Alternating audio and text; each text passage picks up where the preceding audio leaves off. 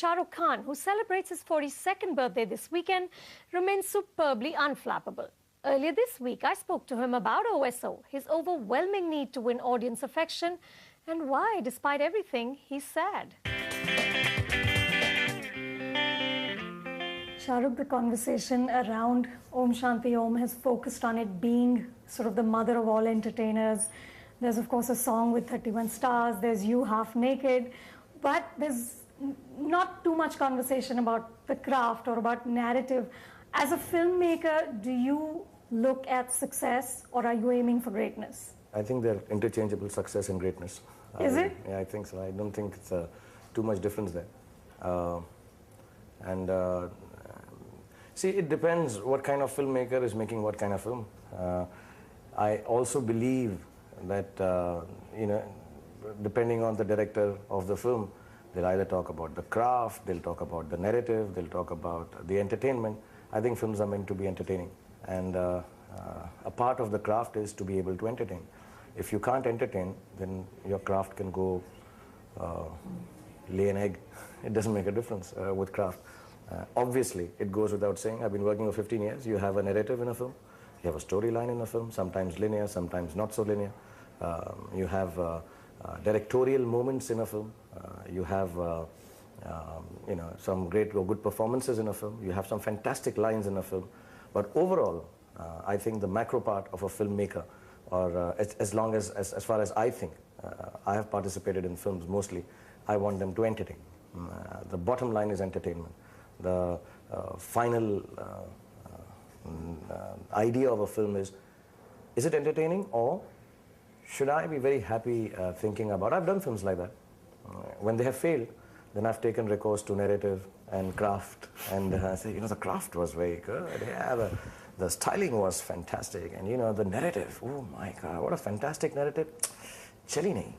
So I find it, chali nahi is a concept which means a lot of people have seen it. I don't talk about monies of a film. I find that redundant and stupid. I think equating it to money makes it cheap, but equating it to number of eyeballs, strangely, if number of eyeballs are more, then commercially the film is successful. And Om Shanti Om is slated for a time, for a period, and for a set of people who are in celebrative mood. Tell me, you said somewhere that, I'm going to leave no stone unturned to outdo Columbia TriStar, who are producing Sanvaria. But you're Shah Rukh Khan. Why do you need to hard sell a film that stars you? Why do I need to? I don't hard sell the film. See, the whole idea is now the platforms have increased so much. Earlier, if I did an interview, it would come on 18 places. Now you do an interview, it comes in 180 million places. The platforms have increased so much. So it does seem like you're hard selling a film. You need to get the numbers in, and that's why you need to make sure that people are aware that it's coming on the 9th of November, hopefully. And that's the day people should go in and see it. And when I say that I am taking on Sony Columbia TriStar, I don't mean it in a negative manner. My whole logic is, when people keep on going into small areas that Sanjay Leela Bhansali is a friend. I've done a work with him. I've done a great film with him. I'm very happy when he makes a film. We still talk to each other and stuff. The actors in the film are friends, Salman and Rani are like family. Ranbir and Sonam, I've seen. Rishi Kapoor is an inherent and integral part of Om Shanti Om. So they're all somebody I like, respect or love or know very well. So I can't take on anyone. The only people I don't know is Sonia Columbia TriStar. So I'll take them on. Juhi Chawla had once told me that Phir Bhi Dil Hai Hindustani was not just another film. It was an Izzat Ka Sawal. So is Om Shanti Om, in a sense, an Izzat Ka Sawal in the way perhaps that Chalte Chalte and Paheli were not? I don't know, I think every film is Izzat Ka Sawal for me. मैं जो भी picture बनाता हूँ, I really assume कि मेरी इज्जत इस line पर है. You don't get what I have been given and not return back in terms of at least respectability. I've been put on a pedestal as a movie star and never as a producer, so I'm lucky. I've never done a great film yet. But what happens is that everybody turns around, and I think in my own heart I feel that I should turn around and लोगों ने जो इज्जत मुझे दी है वो इज्जत तो बरकरार रह जाए. And every film that I do, whichever I've done in the last 5 or 6 years at least, A lot is on the line, including फिर भी दिल है हिंदुस्तानी. So I just feel at the end of it all, जो लोगों ने इज्जत दी है, उनका नाम ना खराब. They should not feel short-changed कि यार हमने तो इतना बोला शाहरुख के बारे में, इसके प्रोडक्शन के बारे में, और खुदा पहाड़ और निकला चूहा, तो ऐसा ना हो. So this is every film is about respect. You know, in one of his interviews, Salman Khan said, he was asked that, why do you always play Salman Khan? Why are you never in character? And he said the thing is that when a good-looking man walks into frame, he always comes across as a star. So you only say it's a good actor when there's an ugly guy in the frame. That's a thought. That's why nobody's called me a good actor. Well, I was going to say, as somebody who's often being accused of being a bigger star than an actor, what is your response? Absolutely. I've always tell everyone, there's only one character I know better than the characters I play. One, this line when every actor says, ये character ये नहीं कर सकता. I think I've said this to you before. ये character ये नहीं कर सकता. Oh, shut up. क्यों नहीं कर सकता? I am the one who's making that character. मैं कराऊंगा इसको. I am not helpless in the hands of my characters. Raju ये नहीं करेगा. क्यों नहीं करेगा? मैं राजू को कराऊंगा. I am the maker. I love that aspect of acting, that I'm able to create a character. And suddenly I can't become slave to my character. This living the role and, you know, getting immersed in a character. I'm becoming ugly and sad and saying lines in a boring fashion. I cannot do it. I am making that character. I've always said, I think even in your book it says the same thing, that it's never that it's always Shah Rukh Khan playing a character. I'm sorry, I'm speaking about myself in third person. It's Shah Rukh Khan playing the character. It's not the character played by Shah Rukh Khan. It cannot be. I know me the best. I don't know Kabir Khan. I don't know Om Prakash Makhija of Om. I don't know Rahul. I don't know Don. And what I do is, I know me. And I say, okay, if I was Don, how would I do it? I have not really gone and sat with the Don as much as I would have liked to, or the media would have loved it. But I have not sat with the Don and said, "Aap kaise khoon karte hain?" I have not done it. I have not gone to a coach and said, "Aap kaise coach karte hain?" I haven't done it. I just feel, okay, if I was a coach, I know me best. And I call upon my own experiences of life with people and without people. And I say, okay, let me try and play it like this and create this guy. 100%. It's always going to be, if you want to call it the star first, my personality first, or as you said, who has been repeatedly blamed for playing himself. Yes, I play myself playing someone else. I know me the best. And, or then, to put it simply, like Salman said, I'm just too damn good looking. Too good looking to be an actor. Too good looking to be an actor. But I thought they'll change it with Chuck there. That this guy is good looking, this guy is a star, he speaks well, and he can act a bit. Well, I know you have changed. You have changed perceptions. You know, you're working for yourself, for your own production house. You're working for Karan's production house and for Aditya Chopra's. Do you think by sort of keeping it hemmed into these three, do you ever think you're missing out maybe on sort of more cutting edge, younger, fresher voices? Are you limiting yourself as an actor? I guess when you mention names like Adi, Karan, my own production, or people that I regularly work with, though I've worked with a lot of different people. Shimit I've worked with recently, before that Farhan I think, and Amol Phalekar, they're all different people that I've never worked with. Ashutosh I worked with once, Sanjay I worked with once. So I work with different people every year out of the 2 or 3 films I do, if somebody offers me something interesting.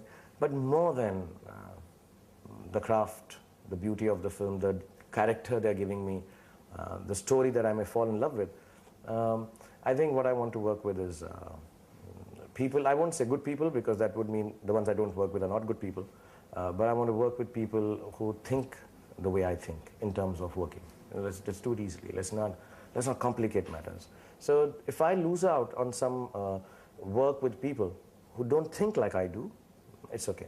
I mean, to be honest, it's their loss. Because I'm a bloody good actor and a star. And I bring happiness in films. If a filmmaker has worked with me, I can assure you he'll never work elsewhere. He knows the happiness I bring on the set. Just through my work, not by joking on the sets, but through my work. It's an experience. And I'm not hard selling myself, because by doing this I don't want more people signing me, because I won't sign more than 2 or 3 films. But it's an experience to work with me, only because I love the experience of working with them. I may not have promoted so much romance through my film and love through my films as I do on the sets. I really enjoy the process, and I make everyone laugh and have a great time. And when the film ends, everyone feels like I used to feel in theatre days. Oh, the movie's ended, God. I wish we didn't end this film. If I can get a feeling in that film, I want to do it. I would not reduce that feeling. I've done a couple of films in stress. And believe you me, I didn't even want to watch the film. I'm like, I don't want to do it. I do it a lot from the heart, and I do it. Unfortunately, maybe these are the 3-4 guys who've understood, and they are utilizing my goodness, while the others are going to be bereft of it. They will never see the greatness of cinema they could achieve if they'd worked with me. Aditya Chopra told me that what comes across most strongly from you is your desire to please. Yeah. He said all actors want adoration, but other actors want you to like them because they look good or they dance well. But he said what Shah Rukh is doing in a very strange way through his work is trying to make people love him. Why do you have such a great need to be loved? All of us have it. All of us have it. But he seemed to think yours is far stronger. Mine is very strong. I can't compare. I don't know how much you want people to love you. The only place that I find true love now is with my kids. Unconditional, absolutely. And there also I want to please them. So you can imagine what desire I would have with people I don't even know. And I want to make them love me through what I say in my work. I can't do it personally. I'm not a very lovable guy, perhaps. That's why only my kids love me. Nobody else does. But as a professional, I just want everyone to go back home. I like the mothers to go back home saying, "Changa munda si, bada changa munda hai." I want the little girl. I met a girl yesterday in a pink dress, and she's a sweet Shah Rukh Khan. I want to marry him when I grow up. I want guys of my age say, "It's really good, yeah, what you've done. We are very proud of your achievement." I want them to love me, and I want them to love me through the work I do. And I have this, why I have it, I don't know. I mean, I can try and think of it. I've never really thought of it, why I have it. Maybe I'm just so insecure. Maybe I'm just so, everybody feeds off something else. I don't intend feeding off the success I have. I don't intend feeding off the material gains I have. I want to feed off the love. And I feel the reserves of love don't end or deplete. So there's a lot I can go and take. There's a lot I can, I'm on my knees as an actor and begging you to love me. And I have no qualms about it. I mean, I personally, I'm very unsocial, and I'm okay. I love myself enough. So I'm okay. You don't need other people to love you. No. I've got enough mirrors around my house. I'm happy with myself. I'm very satisfied with myself. Actually, I'm a loner now, and I'm becoming more and more. I don't want to even work sometimes. I just want to be with myself and be happy. But when I'm working, the whole desire is to make sure that you watch me and just don't say good, say lovely. That's the whole idea. And I don't know why it is. Adi is right. But you also have this incredible memory. I mean, you remember things. When I was interviewing you for the book, you remembered lines I'd written about you like 4 years ago, yeah. And which hurt you. And you said that, I remember that you wrote this. So do you have sort of a mental file of nasty things or slights, and do you like hold them against people forever? No, I don't hold them against them, but I know that at that point of time, if somebody said X about me, even if you said it with objectivity, but I felt that you don't love me enough. So you fall into 2 brackets for me. You become someone that I have to make sure you fall in love with me, or you become someone that I do not wish to deal with, because I don't like people who don't love me. I mean, I don't want them around. Why to be reminded, listen, hi Shahrukh, I don't love you. Good morning Shahrukh, how are you feeling? I hate you. So I don't want people like that around me. So it's either we have to love you or we don't exist. For me, yes. Yeah. Okay. For me, yes, because the idea is that I don't want to deal with negativity. Like I said, oh bhai, khana khaye, you hateable, detestable rat. I don't want that. I don't want anyone not liking me. But I don't hold it against people. Okay, I'm lying. I hold it against people. I hate them for the rest of my life. And I always desire some vicious trap so that I can destroy them.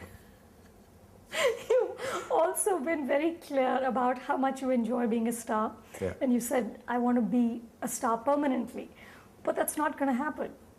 You don't know. How are you going to ensure? I'll be the first permanent movie star in the world. I tell everyone, I am like a bad habit, and you can't kick bad habits. I'm the worst habit India has, and it'll be very difficult for people to get out of. Good habits you can overcome. Bad habits, you're stuck with for the rest of your life. And I'm like, I don't like to say it, it's not a nice thing to say, but I'm like a bad addiction. I'm a bad habit. I'm someone that, क्या करें यार, छूटता नहीं यार. कितने साल हो गए, मैं 6 साल की थी तब से मुझे अच्छा लगता था. 65 साल की हो गई, छूटता ही नहीं. So I want to be like that. I want to be a bad habit. I believe I'm going to be permanent. The quest for every human being is to try and believe they're going to be permanent. There's permanence of love, permanence of relationship, permanence of the party, permanence of riches, permanence of number one.